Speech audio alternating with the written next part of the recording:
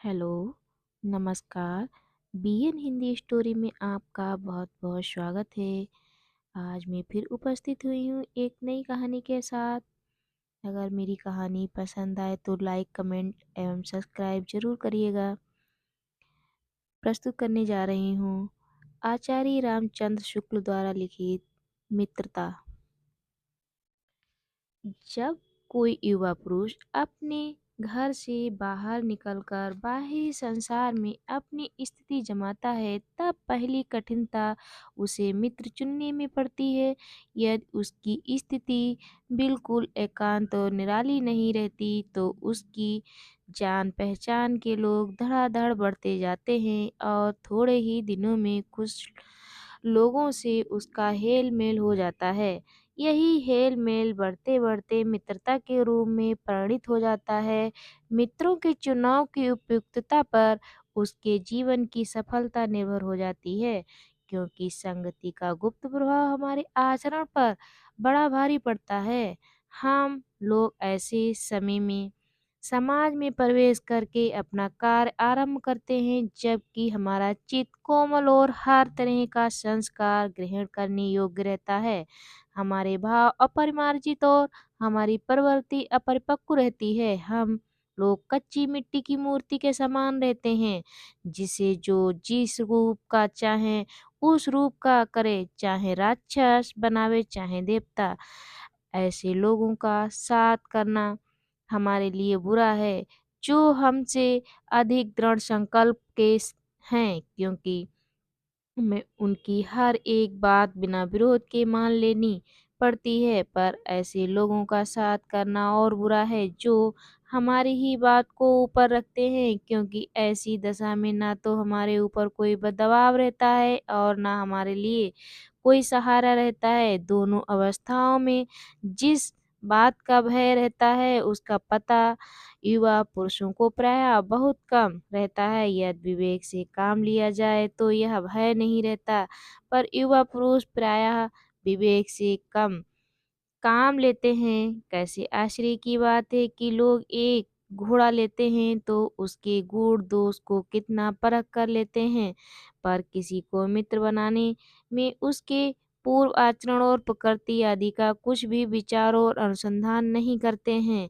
उसमें सब बातें अच्छी ही अच्छी मानकर अपना पूरा विश्वास जमा देते हैं। हंसमुख चेहरा, बातचीत का ढंग, थोड़ी चतुराई या साहस, यही दो चार बातें किसी में देखकर लोग चटपट उसे अपना बना लेते हैं। हम लोग यह नहीं सोचते कि मैत्री का उद्देश्य क्या है तथा जीवन के व्यवहार में उसका कुछ मूल्य भी है।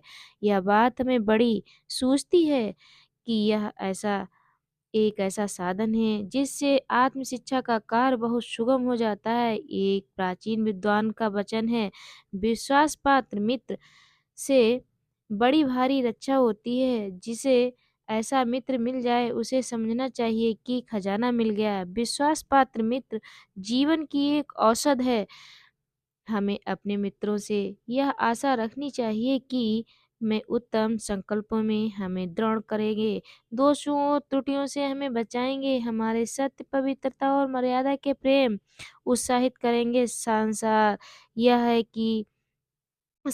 यह है कि वे हमें उत्तमतापूर्वक जीवन निर्वाह करने में हर तरह से सहायता देंगे।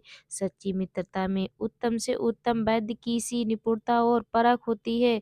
अच्छी से अच्छी माता का सधैर्य और कोमलता होती है। ऐसी ही मित्रता करने का प्रयत्न प्रत्येक पुरुष को करना चाहिए।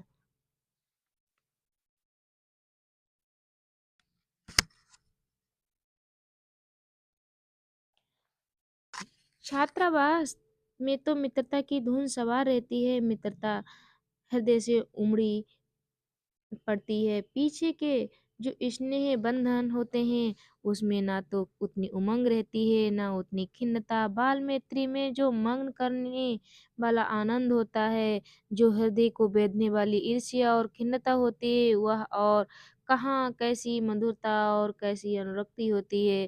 कैसा अपार विश्वास होता है, हृदय के कैसे कैसे उद्गार निकलते हैं, वर्तमान कैसे आनंद में दिखाई पड़ता है और भविष्य के संबंध में कैसी लुभाने वाली कल्पनाएँ मन में रहती हैं, कितनी जल्दी बातें लगती हैं और कितनी जल्दी मनाना होता है। सहपाठी की मित्रता, इस उक्ति में हृदय के कितने भारी उथल-पुथल का भाव भरा हुआ है।